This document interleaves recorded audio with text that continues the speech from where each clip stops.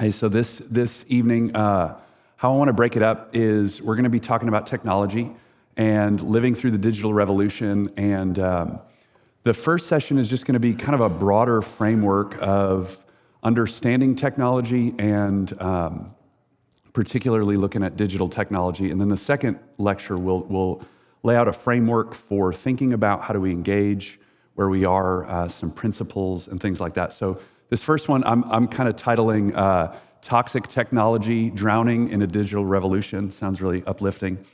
And good. So, hey, as I said on Sunday, I think it's really interesting. Like, I grew up in a different world. I'm actually a part of the last generation of individuals that lived between two worlds. I'm a part of what sociologists are starting to call this really small, unique micro-generation that straddles the line between Generation X and the millennial generation, a small window of children that experienced a completely or almost completely analog childhood, and then came into adulthood at the dawn of what I would call the digital revolution. I say this to highlight a simple reality. Over the last 25 years, I've watched the world change, but have done so from a pretty interesting seat. In some ways, it feels like I'm a native of both worlds, experiencing the realities of digital technology boom early enough to somewhat adapt within them, but also experiencing enough of life in an analog world that I'm not wholly native in the one that we find ourselves today, even like those that were born only maybe 5 years after me. I grew up in a world without the internet. It existed, but very few used it. Without email, without texting, without smartphones. This will age me, but I didn't get my first cell phone until I was 30 years old, until I had 3 children already. So without apps, without GPS, without streaming services, without social media. It was a world that was in every way categorically different than the world we now live in. When I was in high school, everything started to change. And since that time, we've been living in nothing short of a revolution, a digital revolution. In this time, we've, whether we are aware of it or not, watched the unfolding of something called Moore's Law at work. This principle is named after the co-founder of Intel, Gordon Moore, and is a theory that the number of transistors in a microchip will double every 2 years. In other words, this law states that the digital technology will increase and become more efficient and powerful at an alarmingly exponential rate. For those of you in the room that were just a generation before me, I imagine a bit that you witnessed this, the entrance and the influx of digital technology into the world in a very particular way. Like the character in Hemingway's novel, when he talked about how he went bankrupt, you saw the changes happen in 2 ways, gradually at first, and then kind of all of a sudden. Now, you might wonder why I start talking here in a lecture on technology. It's because we are, as I've mentioned, living through an age of revolution, much like the Industrial Revolution or the Scientific Revolution. And there's a particular difficulty that comes with living through a revolutionary age. One is that the rate of the change outstrips the ability of individuals and communities and cultures and societies to evaluate the nature of the change and its actual effects on the person or on the family or on the society at large, thus leaving many dizzied and trying to understand what in the world is actually happening. And this is where I think many of us find ourselves today. All of us in this room have embraced, to one extent or another, these various technologies that have inundated our world. We've jumped in with them, believing their promise of more ease, greater access, increased connectivity, and the ability to be more productive. And to some extent, we've experienced some of these fruits. However, I also believe that many of us, particularly in this room, would intrinsically feel or perceive what seems to be more and more known in our society that people are starting to become aware of. We've jumped into the deep end of the digital revolution, and at times we feel like we're actually drowning. Now, this may be a particular experience for people like myself, or you could read older people who have experienced a world prior to the global proliferation of digital technology. However, I think if we look for just a moment, there are whispers of an increasing discontent with the way things are, a small growing resistance to the way that the revolution has actually unfolded. Whereas many adopted these technologies for reasons of promised ease or access, or maybe just because this was the way the world was going, many are growing increasingly disgusted with what these technologies seem to have done to us. We feel more anxious, more depressed, more angry, more aimless, and yet more isolated, less satisfied, and more enslaved to the various devices that promise to liberate us. Tonight, my hope in looking at technology is several-fold. First, I desire to seek to provide for us a framework for understanding and engaging technology in general. This will, I pray, help us in some ways to navigate the larger questions related to various, what I would call thoughtless approaches relating to technology, specifically our tendencies to either uncritically jump in all the way or our tendencies to directly reject them. Second, I want to ask specific questions related to digital technology, asking deeper questions about whether or not this particular brand of technology that's filling our world is unique in some way from other aspects of technology in general. And then finally, in the second lecture, I hope to provide some principles, hopefully from the scripture, to help build toward a thoughtful, intentional, and critical engagement with technology while we try and navigate the choppy waters of a revolution that likely is not going to come to an end anytime soon. So one of the reasons that we struggle to relate to digital technology, outside of just the reality at the speed at which it's proliferating in our moment, is that we often lack a general framework for understanding what technology is. What, if any, are the benefits of technology? What are its pitfalls? Is technology a good to be received, or is it an evil to be rejected? To not have a framework for understanding and thinking about technology often keeps us in a steady state of wholesale embrace or reactive rejection. However, we might ask, is there a different way? Or how might we think about technology through a lens of wisdom, prudence, and righteousness? In order to even begin to answer these questions, we need to lay out a framework for understanding the purpose of technology, understanding what it affords us, and then attempt to understand particular liabilities that come as we become more advanced technologically, specifically particular liabilities that come with digital technology. It may come as a surprise, especially for those of us that have a particular proclivity towards pessimism, or you could call those of us curmudgeonly or whatever you want to say there, to understand that technology is not intrinsically evil. At its core, technology is a fundamental aspect of mankind expressing a part of what it means to be endowed with the ability to solve problems, order the creation, and ultimately bring it under subjection. In other words, the existence of technology in the human experience is a feature, not a bug. To say it further, you could actually say for people to create and utilize technologies is a fundamental outworking of what the Bible calls the dominion mandate that's been given to us by our Creator.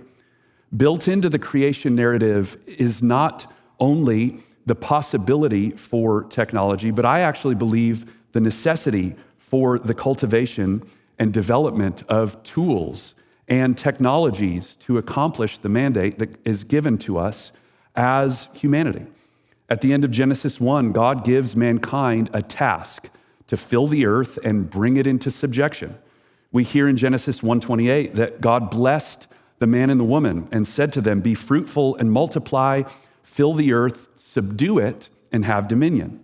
Later in Genesis 2:15, we see the Lord God takes the man, puts him in the Garden of Eden to work it and keep it and tend it. We see from these two verses the reality of Adam's commission throughout the earth. He was charged to go into all of creation and to bring it under subjection to God's purposes. Many scholars believe, and I would hold the belief that they believe this rightly, that it was Adam's task to make the whole of creation like the garden that was in Eden, to take the wild expanse of the world, the untamed, formless, and void aspects of the created order, and cultivate them and bring life to them, and ultimately to tend them in accordance with God's ways. Now, we see from the end of Scripture that the goal was not to make the whole world like a big, vegetable garden, but rather that the world would be made into a glorious garden city with streets that were paved with the purest gold and gates that are carved from these massive pearls. All this demonstrates for us a really simple fact. Although maybe not directly on the surface, it's clear if we spend just a few seconds thinking about it.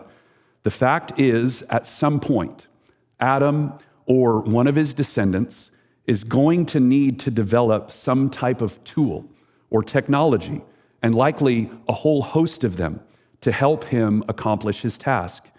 At some point, someone was going to invent a shovel or a plow or some kind of widget to help you get the fruit from the tree of life better. Somewhere along the way, somebody needs to figure out how to get the gold and refine it to its utmost purity and form it into pavers to line the streets of the city of God's glorious abode. It wasn't just inevitable, it was commanded. Like I said, our propensity to cultivate technology is not a bug, it's a feature.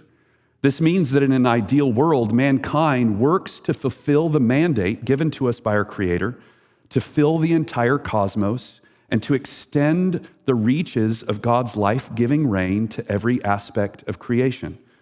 This looks like discovering the intrinsic grain of how things are created and working by cultivating skills and tools and technologies to tend and steward creation in line with its intended purposes. In some ways, we could say that technology is our attempt to make our labors more effective and more efficient. You see this at work in every culture, in every society through all human history. At first, these are simply the requisite tools to make it easier to acquire the things necessary to survive.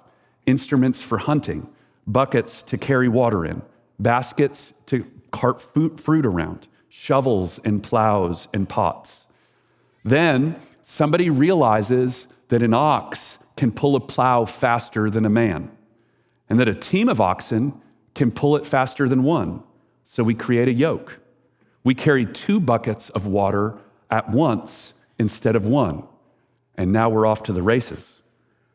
This process continues, oftentimes slowly, and over the course of generations until people no longer spend the majority of their time acquiring the things necessary to survival. Now, with all the extra time on our hands because of the great technology we've invented, we have space in our day to do something that's unique and distinct to mankind.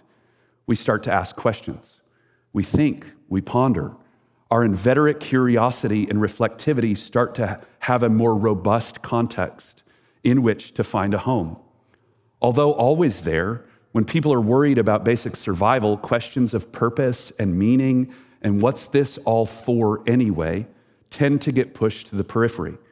But with a little bit more time, we now have the ability to stop and ponder the meaning of it all.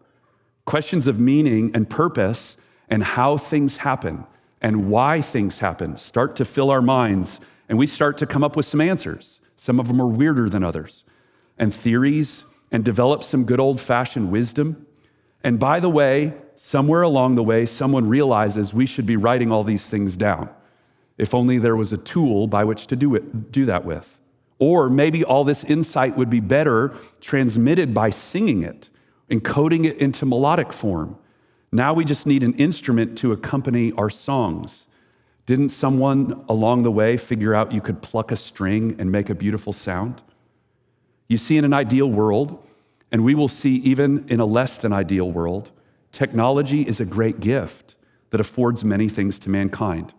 Every aspect of civilization, cultivation, and culture comes from a prior development of technology. So much so that some thinkers believe that culture is technology. This has been true long before our present digital revolution and was true long before other technological revolutions in history. So in looking at this, we could attempt to give a summary statement about technology. Again, I'm still talking at the ideal level. Here's my working definition.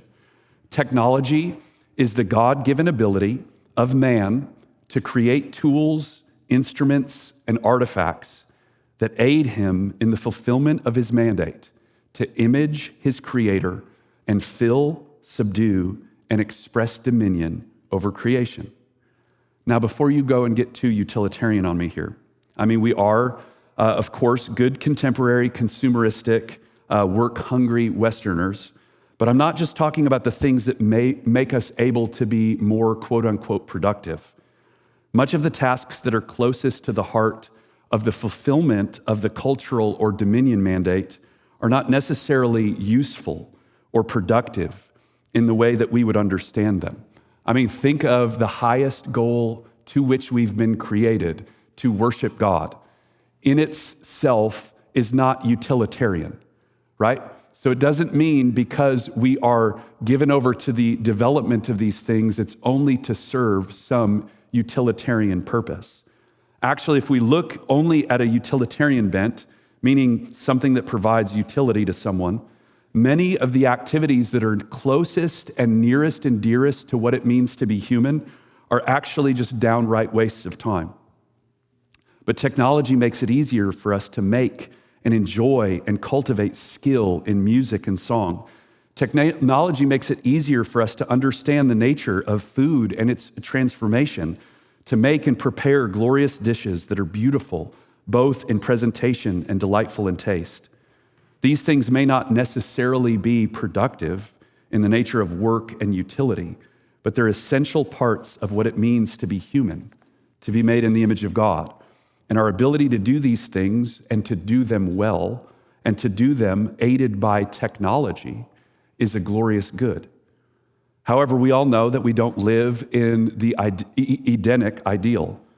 We're all aware Adam and Eve's disobedience cast us from the presence of God and brought upon the world a curse that tears at the very fabric of every relationship, every society, every expression of human ingenuity and development since that time. Yet, even from the earliest pages of Scripture, we see that the introduction of sin into the world does not take away from the fundamental capacity of mankind to cultivate technology. In the chapter directly following the fall, after the first murder, we hear of men from the line of Cain cultivating tools and technology as mankind spreads throughout the world and fills it. We hear of Ada's 3 sons, a man of the land, Jabal, a man of the arts, Jubal. Interesting that they're so close. He liked one name, and then the third one gets a weird one. And a man of armament, Tubal-Cain. There you go. Jabal, Jubal, and here's my third-born, Tubal-Cain. Nothing's expressly said of the uses of their cultivation, but we see by Genesis 6 that the spreading of mankind and their cultivation of the world has led to a state of such destruction and despair that every intention of the thoughts of mankind and his heart was only evil continually. So we can believe that from this reality, for every advancement in agriculture came an equally distorted perversion of God's good creation. We see this in our own day. Whereas technology affords greater production of food and lower costs, unethical applications of such technology leads to the depletion of soil through chemical fertilizers and pesticides, or has led to an onslaught of health problems, because of synthetically manufactured food products, GMOs, gutting our food from natural, nutritious values. The same can be said for arts and music. From the moment that the first man found that plucking a string created a mysterious ability to enlist man's emotions in powerful ways, music has been a vehicle for worship, for assisting the soul's ascent to the sublime. And it's also been a driving force in promoting darkness, perversion, sexual immorality, and all manners of distortion. If we look at the last category from Genesis 4, ironworks and armament, we can see this the clearest expression of this dichotomy. For every place that metalworks have brought great gains to mankind, we also see the ability of people to invent more efficient and effective ways to kill one another, grow more and more prevalent through every passing generation. From this brief look at the purpose and place of technology within human life, I think we can make two summary observations. First, we can see that technology in and of itself is often neutral. I say often because this may not always be the case, but many of the technological advances that are experienced in human history are generally neutral in themselves, and they may be used for either good or evil based on the application of the technology. Said differently, many of the problems with most technology is within humans, not necessarily within the technology itself. So in some ways, the problem with technology is often, you could say, like a user error rather than an intrinsic defect. The second thing we can say is that because technology is often designed to make some task easier on the whole, more advances in technology will give us more time for other things. More technological advancements in water supply systems will free people's times that they would have been spending procuring water. We see this in simple ways with many of the technological advancements that you and I have grown so accustomed to. Think specifically related to your home appliances. A washing machine or a dishwasher make household tasks significantly easier, affording us the time in our days that was previously only possessed by a very small minority of the wealthiest individuals throughout history. This leads us to look at what this means for us as we grow to have more free time. We have to be honest that as we grow more affluent and more technologically advanced, often these two things are related to each other. How we use this time is up to us. The general idea in the ideal world would be that we turn and then use this time for other activities that are aligned with our vocation and our design as humans, namely communion with God or continuing to cultivate further dominion in the world. However, we often see that this is not the case. Rather than utilize the time and the opportunities we've been afforded to cultivate things that are in line with our design, we often squander our time away in ease and comfort and worldly pursuits and frivolity. We see this tendency at play throughout the history of humanity. And even in the scripture itself, we're made aware of the realities of our tendency to squander the gift of our time and our abundance because of our sinfulness. Hear these words from Deuteronomy 8, when the Lord warns his people of this very reality. For the Lord your God is bringing you into a good land, a land of brooks of water, of fountains and springs flowing out in the valleys and hills, a land of wheat and barley and vines and fig trees and pomegranates, a land of olive trees and honey, a land in which you will eat bread without scarcity, in which you will lack nothing, a land whose stones are iron and out of whose hills you can dig copper. And you shall eat and be full, and you shall bless the Lord your God for the good land he has given you. Now take care lest you forget the Lord your God by not keeping his commandments and his rules and his statutes, which I command you today.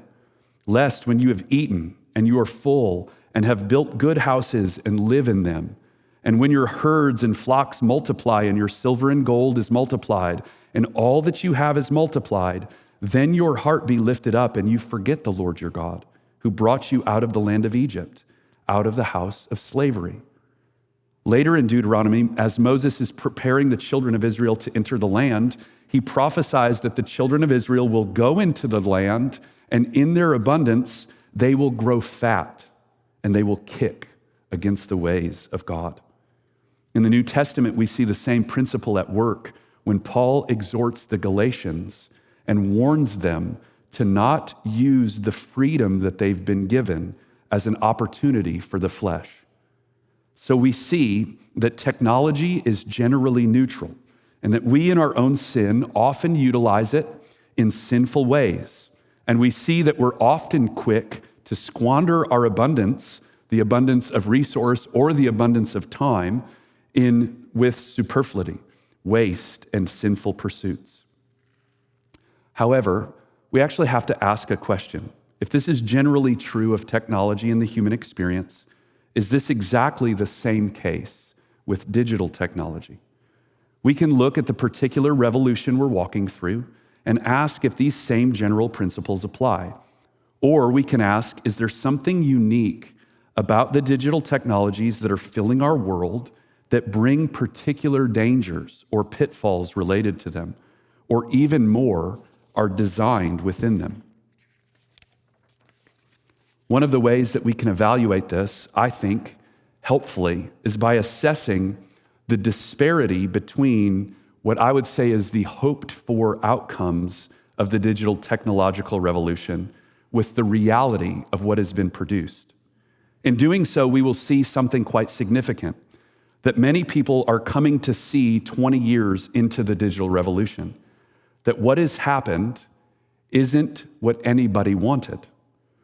In his book, Digital Minimalism, Cal Newport highlights this general idea by demonstrating how the designers and early adopters of platforms like Facebook or the designers and early adopters of devices like the iPhone would not have been able to imagine what these things would become nearly 20 years removed. What we see when we take a look at it is the outcomes that have emerged from these technologies are not, in fact, simply neutral. Take the iPhone. Although designed initially funny enough, if you go back and watch Steve Jobs talk about the iPhone when they're launching it, it was designed to be an amazing iPod and phone in one. That's what it was designed to be, to take two pieces of technology and put them into one. Although it's designed in some ways to make your life more effective and efficient, maybe to free you up to do more things that matter, or let's be honest, maybe so that we don't have to do so many things we don't want to do. It's become the primary filler of our time, day to day, eating up large amounts of our attention, holding us almost compulsively within its power. Yes, your smartphone creates certain measures of ease: camera, flashlight, calculator, GPS system, music, phone, text, all in one place. However, it's hard to imagine that these helpful tools make up the majority of the, on average, 90 to 150 times a day that you likely check your phone. Similarly, platforms like Facebook may have been designed with the promise to give us a better way to stay connected. It's abundantly clear that they do not create this in reality. Yes, we like to believe that Facebook allows us to be more connected with Aunt Bessie. But in reality, statistics show that engagement on social media actually produces more effects of severe isolation within us in proportion to our usage, not feelings of connectivity. These tools have not just brought an increase of effectiveness and connectivity and ease within our lives. They've brought with them an unprecedented onslaught of wickedness, destruction, and deformation to the societies that have embraced them. And we can see this all the way from really trivial things to very toxic things. On the more trivial level, we can look at the realities that the computer in your pocket, this just stuns me when I actually look at the data on this. The computer in your pocket possesses 1,000,000 times more the computing power than the computer that assisted Apollo 11 in landing on the moon. 1,000,000 times more. Far from maximizing human potential, creation, and significance for most of us use that raw power to doom scroll YouTube shorts or TikTok videos. At the more toxic levels, it's becoming clear that social media has become a significant contributor to rapidly increasing anxiety levels, particularly among adolescents and young adults. Sadly, this has had a particularly tragic effect on girls who generally tend to be more relational and sensitive to aspects of social comparison and feedback. There's an alarming trend revealed by many studies. A particular study from the CDC in 2021 found that 57% of 13 to 18-year-old girls reported feeling persistently sad or hopeless, this being nearly double the rate of boys the same age, with social media playing a key role in the development. This is because platforms like Instagram and TikTok and Facebook serve to amplify social comparison, specifically with the rise of highly curated posts and image filters that allow the propagation of ideals, unrealistic standards for beauty or lifestyle. Pornography has become as pervasive an influence on men and boys. A 2022 study found that approximately 75% of men aged 18 to 30 report watching pornography at least once a month, with 41% viewing it weekly or more frequently. Consistent pornography usage has been shown to reduce activities in areas of the brain associated with reward and motivation, potentially leading to a desensitization of users from natural sources of pleasure. Research also indicates that frequent consumption of pornography is linked to increased anxiety, depression, and diminished satisfaction in real-life relationships. Outside of toxic forms of technology use, we're also growing to realize that many of the promises we were offered by the explosion of digital technology, say things like connectivity or ease of access to information, are actually not, or they're being experienced by us in ways that are more akin to bondage than to freedom. One contemporary philosopher states it this way. This is intense. The emancipatory aspects of the smartphone are not all there is to it. There is no fundamental difference between being reachable at all times and being enslaved. The smartphone is a mobile labor camp in which we voluntarily intern ourselves. From all of this, we can easily say that no one wanted this. No one, at least initially, imagined people to be tied to their smart devices, compulsively checking their latest updates, spending hours mindlessly hooked to a feed as we watch subtle foreshadowing videos. No one set out to create a world in which anxiety and depression and isolation increased at such rapid rates. It seems clear, at least initially, no one set out to arrive at this destination. Cal Newport again assesses the situation this way. These changes crept up on us and happened fast before we had a chance to step back and ask what we really wanted out of the rapid advances of the past decade. We added new technologies to the periphery of our experience for minor reasons, then woke one morning to discover that they had colonized the core of our daily life.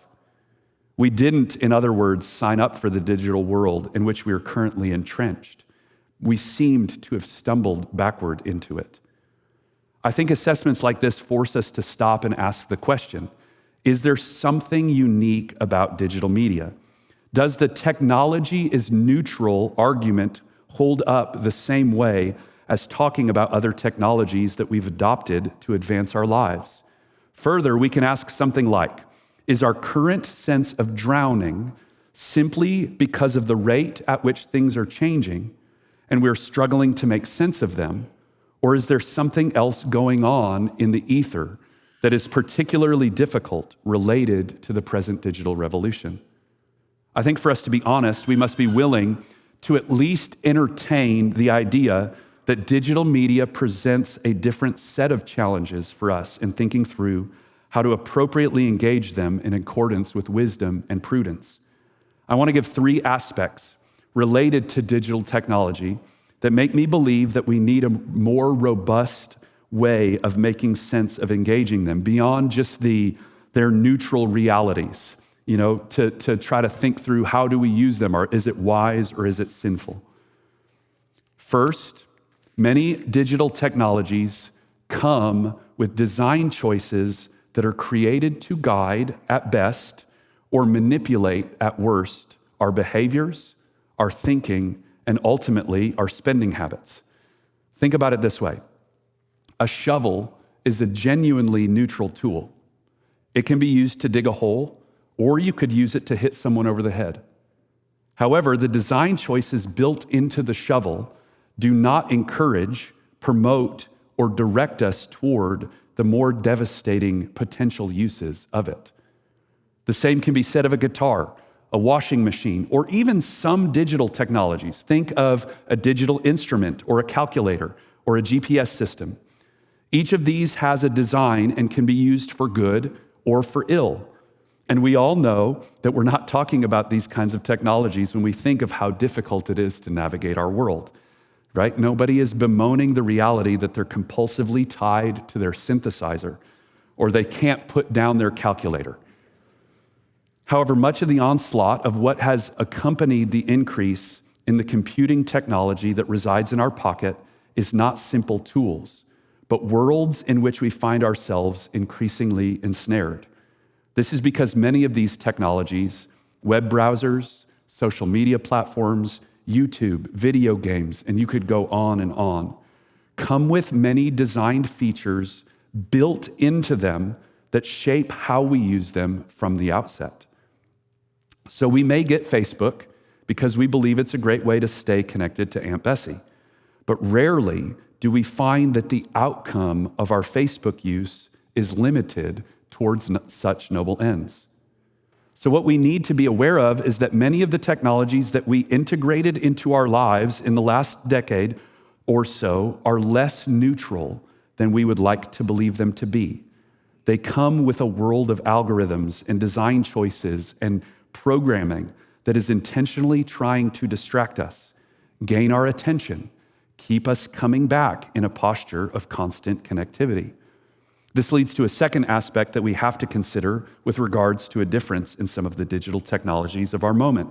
Namely, we have to consider that these are not primarily tools that are being used to make your life easier or more effective or better, but they are, in many ways, an opportunity to make you the product of a multi-billion-dollar industry. It's become well known that various tech companies of Silicon Valley intentionally design the operating systems, the apps, and various technologies that attend our phones to keep people hooked on them. In an alarming 2017 segment on 60 Minutes called Brain Hacking, you can watch it on YouTube, ironically enough. Go do that. Tristan Harris, a former Google engineer, was very candid with Anderson Cooper in discussing the ways these companies actually design their technologies to lure individuals into a compulsive relationship with their phones. At one point in the interview, Anderson Cooper asks Harris, is Silicon Valley programming apps or are they programming people? Harris responds, inadvertently, whether they want to or not, they are shaping the thoughts and feelings and actions of people. They are programming people. There is always this narrative that technology is neutral and it's up to us how we use it. This is just not true. Cooper interrupts him. Technology is not neutral, to which Harris answers, it is not neutral. They want you to use it in particular ways and for long periods of time because that's how they make their money. This is one of the crazy realities about much of the present reality of the digital tech boom, that we ourselves buy products that are designed to make us the product. What you might ask is the product that we have. It's our attention, monetized, and delivered by ourselves, quite often unknowingly. The final reason I think we should consider this in our discussion related to the difference, at least as we're experiencing it, the difference of digital technology is one that doesn't get spoken of too often, at least not to my knowledge. I believe that what we're watching unfold in relation to the effects and the realities of digital technology and their use in the world bears the profound marks of spiritual realities that are bigger and broader and more hidden than just the actual tools themselves, the programs, or even the ones and zeros that make up the algorithms behind them. As Christians, I would like us to invite us to see beyond the technologies themselves, see beyond the Silicon Valley corporations, beyond the algorithms, beyond the social media platforms, and even beyond the devices themselves. I would like to invite us to see what Paul would probably call the powers that are instrumental in propelling people toward destruction and destructive tendencies through larger conglomerates of choices, circumstances, and cultural realities. Now, you might be asking, as I say that, if I think our phones are possessed by demons or something, or if we use our phones, are we worshiping demons? And to that I would answer, no, not exactly. What I'm trying to describe is a somewhat difficult reality, particularly for our modern sensibilities. However, it's one that is pervasive in the Scripture and is a way of looking at the world that I believe will help us understand what we're experiencing in our current digital revolution. For Paul, the powers are superhuman, cosmic, spiritual agents that hold sway in powerful ways in this present age that are in rebellion against God and against his purposes for the creation. Hear the words of a New Testament scholar named Timothy Gombis. For Paul, the powers and authorities were originally created to play a legitimate role in creation, overseeing social and cultural and political aspects of normal life. But they have rebelled and now foster the enslaving character of the present evil age, cultivating all the self-destructive patterns inherent in it. They no longer function so that the nations come to fear and worship the Most High God, but now they enslave the nations. They pursue a strategy that prevents humanity from carrying out its mission to be the image of God on the earth. The powers orient the cultures of the world so that humanity will develop patterns of sin, enslaving them in spiritual death. Their aim is destruction and the enslavement of humanity. Now, I'm not sure what you believe to be true about this kind of reality, but I believe that we can take a look at what is happening with our relationship to digital technologies and see evidences of spiritual forces giving animating power to them in ways that are greater than the simple sum of their parts. Oftentimes, people will talk about how cultures or societies or institutions or systems will take on personalities, or how the effects of a pattern of behavior will not equal the intentions and the desires of individual actors. It's precisely in these moments when I believe a biblical witness might be to look at the animating forces behind the parts and ask the question, are there spiritual realities at play?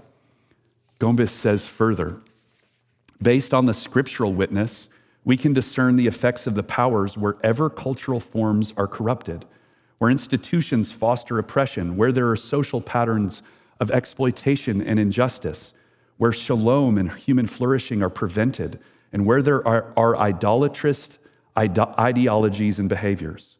The most deceptive part of all this is that one of the strategies of the powers is to make it seem that destructive corruptions of society are simply normal.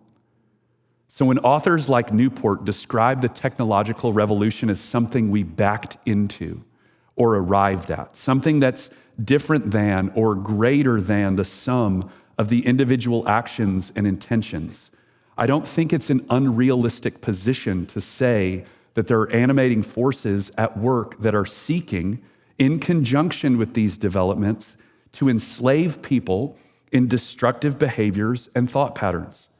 This could be all the more discussed when we think about what are like the next horizons of the digital revolution that we're going to have to walk through in the next several years.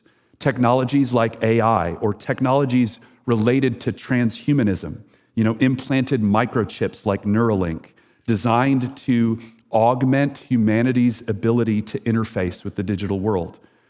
It's no surprise that on the farthest reaches of some of these developments, people who are developing them speak of ushering something into reality, or even go so far as to say they are creating or discovering or unearthing God. For these reasons, it is therefore my belief that digital technology is not neutral in the same manner that many other technological realities are neutral.